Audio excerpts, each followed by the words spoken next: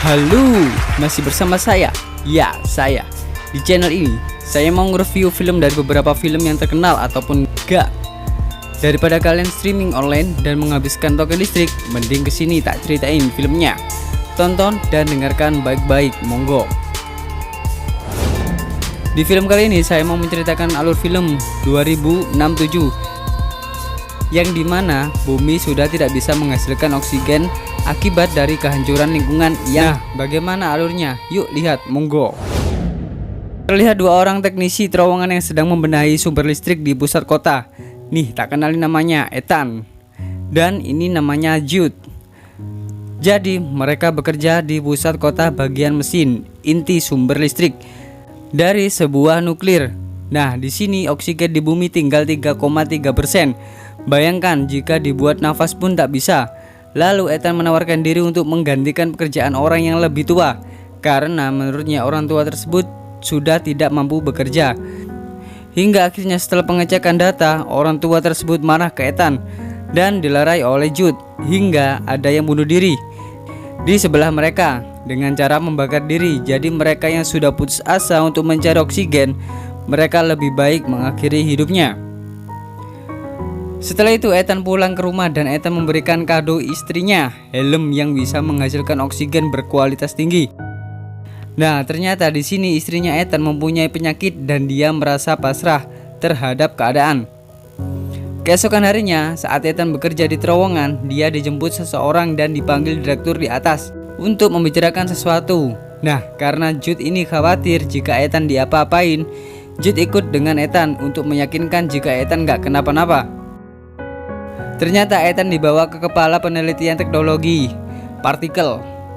Nih namanya Mbak Regina, bekerja di sebuah penelitian namanya Hail Mary, dan mengajak Ethan menemui Chronicle, yaitu mesin waktu bertenaga nuklir. Nah, di sini Mbak Regina menjelaskan jika di masa depan mesin waktu itu mengirimkan pesan send Ethan White atau kirim Ethan ke sini. Nah, di sini Regina mendetailkan jika di tahun sekarang bumi sudah tidak bisa lagi memproduksi oksigen. Lalu mereka dan krunya mengirimkan pesan ke masa depan jika di masa depan ada obat untuk mengatasi bumi atau membuat oksigen baru dan menyelamatkan orang-orang di sini yang sedang sekarat dengan cara mengirimkan Ethan ke tahun depan, yaitu 400 tahun setelah 2067. Nah, kendalanya cuma satu, mereka mengirim Ethan ke masa depan tapi nggak bisa mengembalikan Ethan lagi ke tahun 2067. Jadi Ethan harus mencari seseorang yang bisa mengirimkan Ethan kembali ke tahun 2067. Setelah itu Ethan ke bar ditemani Jude. Di sini Jude meyakinkan Ethan untuk pergi ke masa depan mengambil obat untuk menyelamatkan manusia di masa ini. Dan Jude masih memastikan jika Ethan harus pergi ke masa depan mengambil obat itu.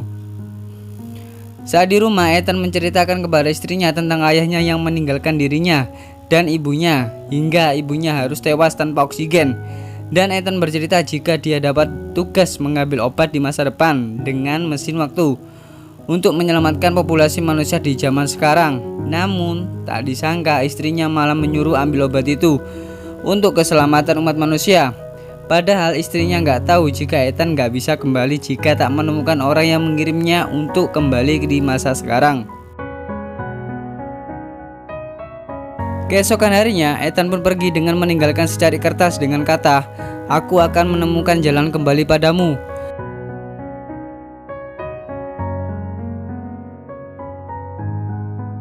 Setelah itu, Ethan datang ke Regina untuk mengambil obat tersebut dengan ditemani alat Mbak Google yang namanya RG yang akan menuntun Ethan mencari obat itu. Alhasil dia berangkat melalui mesin waktu dan dia mendarat di tahun 400 yang akan datang. Mendarat di udara. Nah, karena entah kenapa terkena gesekan sama atmosfer bumi, membuat bajunya terbakar. Secepatnya dia mencari cara melepaskan bajunya yang terbakar tersebut. Setelah terlepas, dia terkagum oleh tumbuh-tumbuhan yang hidup di tahun itu. Sambil memandangi setiap pohon, dia mencari alat RG untuk melacak. Nah, karena sinyalnya nol, Ethan mencari-cari sinyal. Setelah dapat, dia dibimbing RG ke sebuah bangunan, ya kayak tempat penelitian mesin waktu. Sebelum masuk ke bangunan itu, Ethan menemukan sepatu dan tengkorak. Betapa kagetnya, ternyata tengkorak tersebut bernama Ethan. mengingat baju tengkorak tersebut belum hancur semua. Dia juga menemukan alat namanya Archie di tahun 2067. Nah, di sini Ethan mencoba memutar rekaman kenapa dia dibunuh. Nah, dia lebih kaget, ternyata ada orang lain selain Ethan di tempat tersebut. Dan rekamannya berisi pertengkaran Ethan dan seseorang yang membuat Ethan terbunuh tertembak di bagian kepalanya. Karena bingung dan depresi, Ethan meninggalkan tempat tersebut. Nah, saat malam tiba dan Ethan merenungi semua yang terjadi, Ethan mencoba makan berry yang ternyata membuat Ethan keracunan dan hampir mati. Bersamaan jatuh dari langit suatu benda yang menabrak bumi dan duar. Ternyata dia Jude yang datang dan menolong Ethan dan membawa anti racun yang disuntikan ke Ethan dan Ethan sadar. Nah, di sini Jude beralasan agar tidak meninggalkan Ethan dan dia meminta baju ke Regina untuk bisa menyusul Ethan. Di sini Ethan masih kebingungan dengan adanya tengkorak beratasnamakan Ethan. Dan dia bercerita ke Jude dan mengajak ke tempat tersebut. Saat di tempat itu, Jude mengatakan bahwa Ethan harus berhati-hati karena kemungkinan yang terbunuh Ethan adalah seseorang yang membawa pistol. Lalu mereka berdua mencari jalan masuk ke tempat tersebut. Ethan menemukan sebuah pintu dengan kode mata laser yang men-scan mata Ethan dan ternyata pintu terbuka. Nah, karena PLN-nya belum nyala, ternyata fungsi gelang yang diberikan ayahnya Ethan adalah untuk mengaktifkan PLN di gedung tersebut. Gelang itu mengambil sampel DNA darah Ethan dan alhasil Ethan berhasil mengaktifkan semua. Nah, di sini Ethan mengaktifkan rekaman ayahnya. Nah, penjelasan ayahnya menerangkan fungsi dari Chronicle ini adalah untuk mempimpong suatu objek masa depan dan sekarang. Saat menjelaskan, Jude selalu memotong pembahasan agar Ethan tak terlalu jauh mengerti tentang yang sebenarnya. Nah, di sini saya curiga dengan adanya Jude. Setelah itu, PLN-nya kurang daya dan kerusakan yang membuatnya gagal melihat rekaman di tahun 2067. Di sini Ethan berpikir keras kenapa dia dikirim ke sini untuk mengirim pesan ke tahun 2067, untuk mengirim dirinya ke tahun 2467 dan Jude gak menghiraukan Ethan yang kebingungan dengan sendirinya. Dan juga ada pertengkaran dari Jude untuk mendesak agar secepatnya mesinnya harus diperbaiki dan membawa obat kembali ke tahun 2067. Nah, ternyata ada masalah lagi. Nuklir akan meledak gara-gara sistem otomatis daya kurang. Bayangkan aja jika ada ledakan nuklir di tempat itu. Setelah itu mereka mencari jalan keluar memungkinkan jika ada orang di kota. Ternyata sampai di kota mereka melihat kota mati yang manusianya punah karena kehabisan oksigen. Lalu Ethan sangat terpukul jika Ethan datang ke tempat Senta dan ternyata sudah tinggal tengkoraknya saja. Lalu Ethan mengingat kejadian dulu saat Ethan yang ditinggal ayahnya dan menelepon jika ibu dan Ethan harus pergi keluar meninggalkan rumah. Ternyata di luar, ibu Ethan ditembak oleh orang yang tidak dikenal dan alat pernapasan Ethan dan ibunya diambil. Karena kehabisan napas, ibu Ethan meninggal dan disaksikan Ethan yang mulai sesak napas oksigen.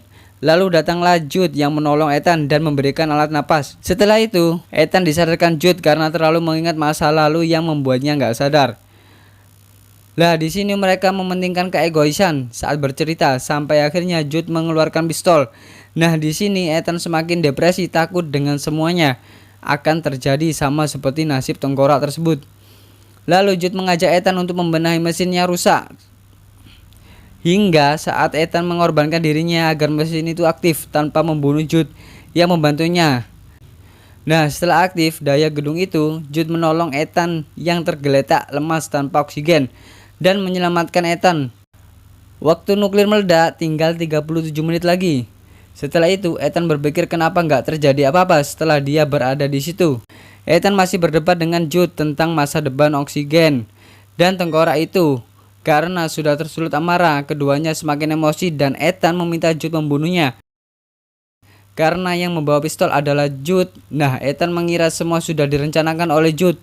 Setelah pertengkaran itu, Ethan memutar kembali rekaman ayahnya. Setelah itu, Ethan melihat rekaman ayahnya. Ternyata semua adalah rencana ayahnya yang tidak disetujui Regina. Jadi gini, ternyata Regina ingin ke masa depan memulai hidup baru, tapi tidak disetujui Dr. Richards atau ayah Ethan. Dan Regina menembak ayahnya Ethan. Dan ternyata di situ sudah ada Jude yang disuruh menyelamatkan Ethan karena ternyata Ethan adalah kunci dari masa depan itu. Jude yang sudah terpancing emosi dan mulai putus asa Jude ingin menghentikan Ethan yang mulai membenahi mesin. Nah, di sini rekaman suara dari Jude dan membuat Ethan semakin yakin jika tengkorak yang ditemukannya adalah tengkoraknya sendiri. Nah, pas saat Jude ingin menembakkan pistol ke arah Ethan, Jude mengingat sesuatu jika Ethan adalah seperti adiknya yang mempunyai tanggung jawab besar. Dan di sini baru masa depan bisa terulang lagi. Jude menembakkan pistol ke kepalanya sendiri dan Jude tidak kembali ke masa lalu.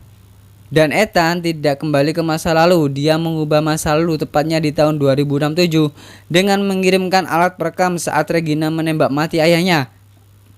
Lalu Regina menjadi tersangka dan dipenjara. Lalu Ethan mengirimkan juga satu jenis tumbuhan ke istrinya. Lalu Ethan keluar untuk melihat kota mati dan ternyata kota tersebut sudah normal dan dipenuhi tumbuhan juga oksigen yang melimpah. Lalu film ini pun bubar. Nah, di film ini kita bisa memetik suatu pelajaran bagaimana pentingnya menjaga ekosistem alam. Yang terpenting adalah pemasok oksigen terbesar yaitu tumbuh-tumbuhan. Bayangkan saja jika oksigen nggak ada. Terima kasih telah menonton alur cerita film ini. Jangan lupa dukung channel ini agar bisa menjadi tontonan lebih bermanfaat bagi kalian dengan cara klik tombol subscribe, like, share ya. Nantikan alur cerita film selanjutnya di channel Iki Video nih. Bye bye.